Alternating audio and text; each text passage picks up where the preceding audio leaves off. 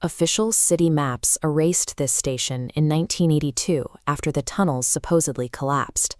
The power was cut, the tracks were pulled, and the gates were welded shut. But taxi drivers and the few people who still walk these blocks after midnight claim a train still arrives here at exactly 2:22 a.m., a matte black machine that emerges from the dark and swallows the light around it. Daniel Ross spent years as a homicide detective, but he couldn't find a single lead when his wife Emily vanished. The official report called it a suicide following a breakdown, but Daniel was left with only a 5-second voicemail. It was mostly static, ending with Emily's terrified whisper, "Daniel, I found the station." Months later, a woman approached Daniel in the bar where he spent his nights. Her husband had disappeared after obsessing over the station legend. Now, every Friday at exactly 2:22 a.m., her home phone rang. When she played the recordings for Daniel, he heard the same heavy static and the distant metallic grind of train wheels. Underneath the noise of the wheels, the woman's husband was whispering a single instruction: "Don't answer if he says your name." Daniel stopped drinking that night. He took a flashlight, a recorder, and Emily's old scarf and forced his way past the rusted maintenance fence. He wasn't looking for a ghost story. He was following the first set of concrete directions he'd had in 8 months. The air below was unnaturally still. The platform was a ruin of broken tiles and dust-covered benches, with a clock permanently stopped at 2:22. But as the minute hand on Daniel's watch hit the mark, the dead station lights flickered with a weak yellow glow. A black train emerged silently from the tunnel, its doors sliding open without a sound. Inside, the car looked like a relic. Polished wooden seats were filled with people who sat perfectly still, staring at nothing. A woman in a wedding dress, a soldier holding a helmet, a boy hugging a toy. All of them sat in a state of shock, ignoring Daniel.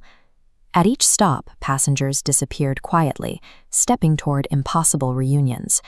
A soldier rushed into the arms of his dead wife. The train functions by identifying the specific grief of its passengers. It provides an exit that looks like a second chance, ensuring that once someone steps onto the platform, they stay there forever. The rules of the train are enforced by the conductor. He is a tall, thin figure in a black uniform with a blurred face, no matter how hard Daniel tries to focus. He glides down the aisle, checking for passengers who have lost their resolve.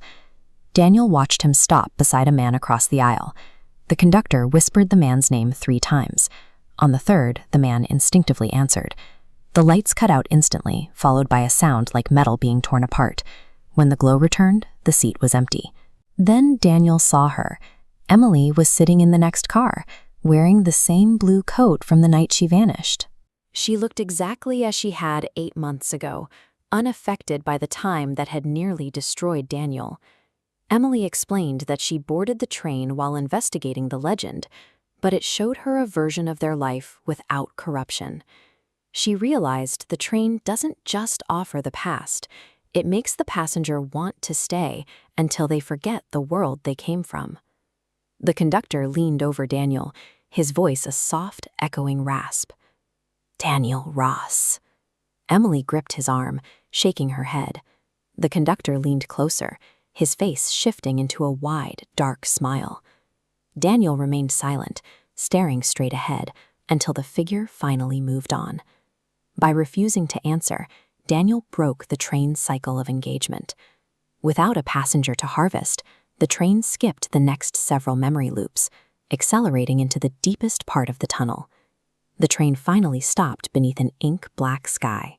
Thousands of people drifted across a platform that stretched into the darkness, the faces from decades of missing persons posters and unsolved disappearances, all standing together in a silence that felt heavy and permanent. When the station speakers announced an unauthorized departure, the crowd froze. Daniel grabbed Emily's hand and ran toward a distant, glowing staircase. Behind them, shadows began to move unnaturally fast, and the conductor's voice boomed through the speakers, calling Daniel's name. At the base of the stairs, Emily stopped. She had been part of the station for too long. She knew that if she tried to return to a world that had already moved on without her, the paradox would keep them both trapped in the dark.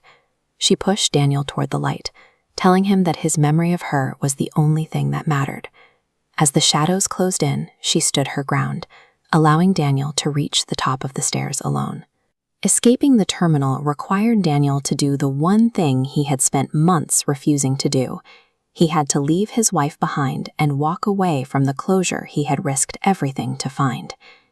Daniel woke up on the freezing floor of the abandoned subway entrance. The morning sun was pale through the broken grates. There was no train, no crowd, and no sign that anyone had been there for years.